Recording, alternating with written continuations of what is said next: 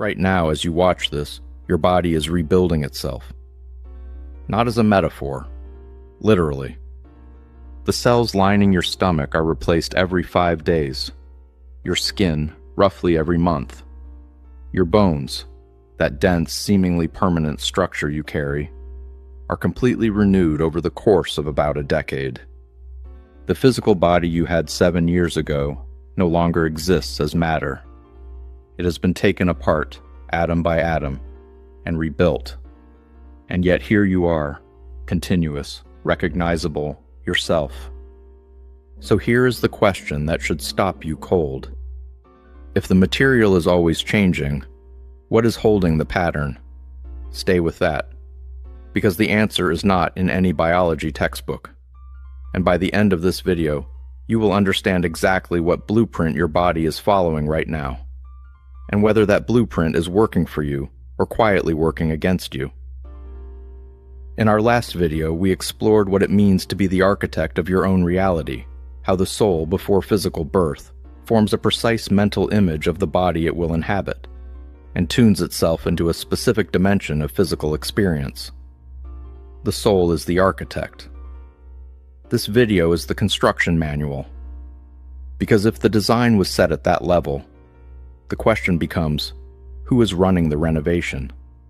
Who decides moment to moment what the new cells are built to become?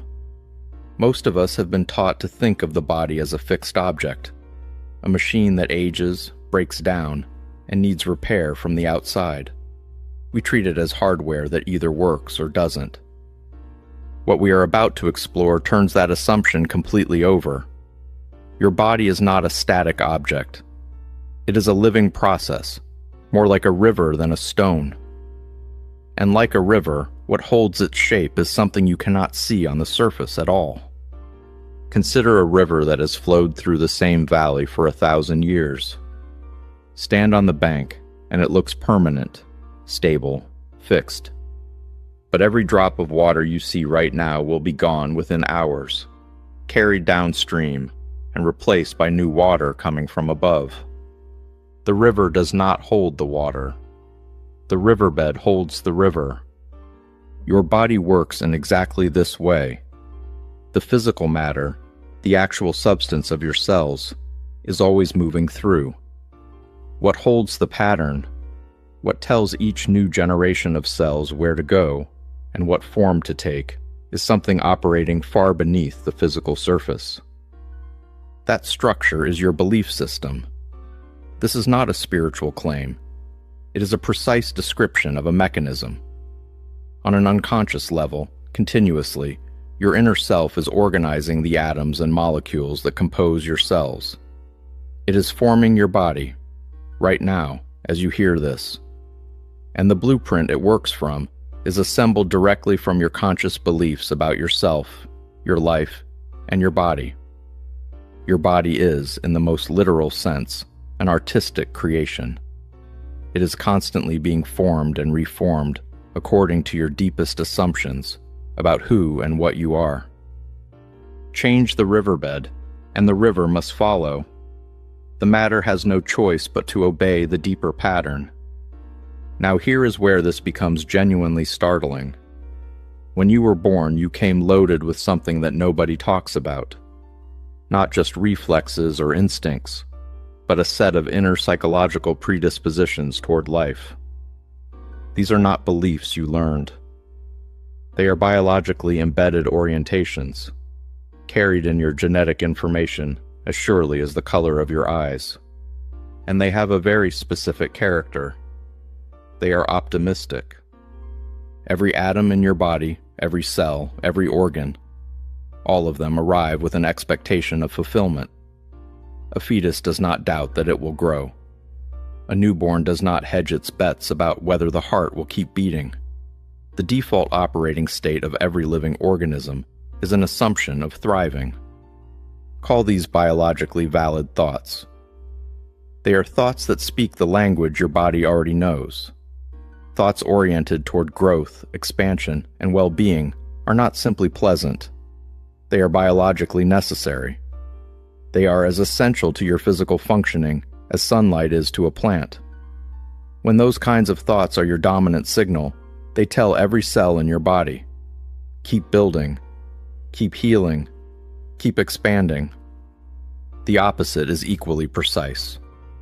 Chronic worry, the quiet conviction that your body is fragile, the belief, absorbed so early you no longer notice it, that people fall apart as they age, that illness is something that happens to you randomly, that deterioration is simply what time does. These are not neutral thoughts. They are instructions. They enter the body's inner data stream with the same precision as the healthy ones, and the body faithfully does its best to comply. Your inner self always attempts to maintain health and equilibrium, but when your beliefs are working against it, you are asking it to build the river against the slope of the land. Here's the part most people miss entirely. We treat thoughts as soft, vague things, something that happens inside the mind but does not really exist in the physical world. This is wrong. Your thoughts have electromagnetic reality. They carry an inner sound value that affects the body directly, at the level of the atoms and molecules composing your cells. Think of a genuinely sad event from your life right now. Notice what happens in your body within seconds. The tightening, the heaviness, the shift in breath. Your thought activated a corresponding biological state, a cellular memory that mirrors the belief behind the thought. Your mental associations are living structures. They organize themselves with a complexity equal to any group of cells. They interact with the body as directly, as physically, as anything you would call a biological substance. Some of that interaction repairs. Some of it does not. The body is so responsive to thought that it will faithfully reproduce the conditions of your dominant mental patterns in physical form. This brings us to a claim that is deeply uncomfortable, and once understood correctly, is also the most freeing thing you will hear about your health.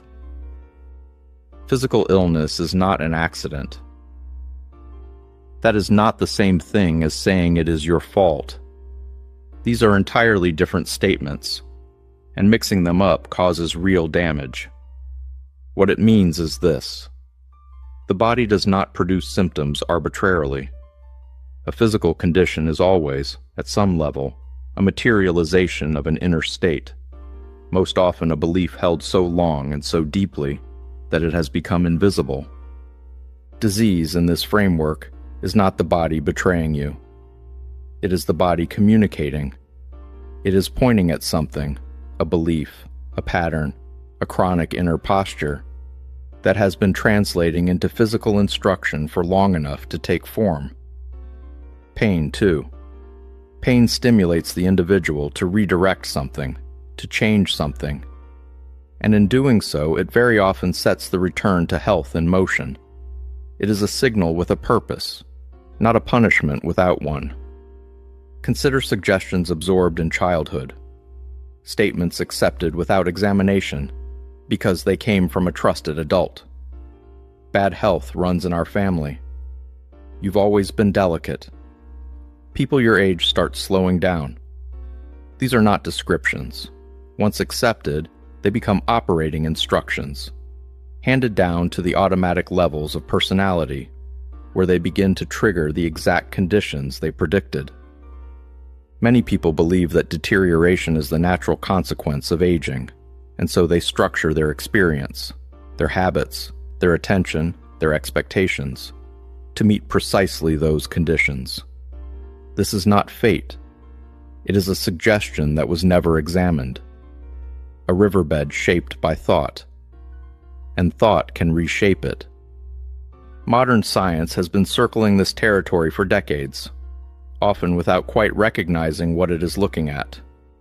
Epigenetics, the study of which genes are expressed, rather than which genes you carry, has established that your cells do not simply run a fixed program written in your DNA. They listen. They respond to signals from the environment. And the most consistent, most powerful signal your cells receive is the chemical and electrical state of your own body. a state produced in large part by the quality of your dominant thoughts and emotions. The research is clear. Perception shapes gene expression. The body's hardware follows the software running it, and the software is assembled, in large part, from belief. The placebo effect is the most visible demonstration of this in mainstream science. It is one of the most thoroughly documented phenomena in all of medicine, and it remains deeply uncomfortable for the field precisely because it makes the mechanism undeniable. The belief that healing is occurring is, under measurable and repeatable conditions, sufficient to trigger the healing itself. Not sometimes. Consistently. Abraham Hicks describes this as alignment, the state in which your dominant inner signal is in harmony with the natural expansion of your being. When you are in that state, the body receives clear, consistent, growth-oriented information. The river flows freely. When your dominant signal is fear or self-criticism, or the unexamined conviction that something is fundamentally wrong with you, the body is working against that upstream current with every cell it has. Your body was built to heal. It does not need you to earn that. It needs you to stop issuing instructions that contradict it. Tonight, I want you to sit with one question. Not to solve it, just to observe. What do I actually believe about my body's ability to heal? Not what you think you should believe. Not the affirmation you have heard you are supposed to hold. What do you actually believe, in the quiet beneath everything, about your health, about your age, and what it means for you? About the condition you have been carrying for months or years? Pay attention to the first thought that surfaces before your rational mind has time to clean it up. That first thought is closer to the riverbed than almost anything else you will encounter today. You do not need to change it immediately. Awareness is the first movement. You cannot reshape a riverbed you cannot see. Just look at it honestly, and notice, perhaps for the first time, that it is a thought, not a fact, not a destiny. A thought, assembled over time, that your body has been faithfully following. That distinction is where everything starts. So now you see it clearly.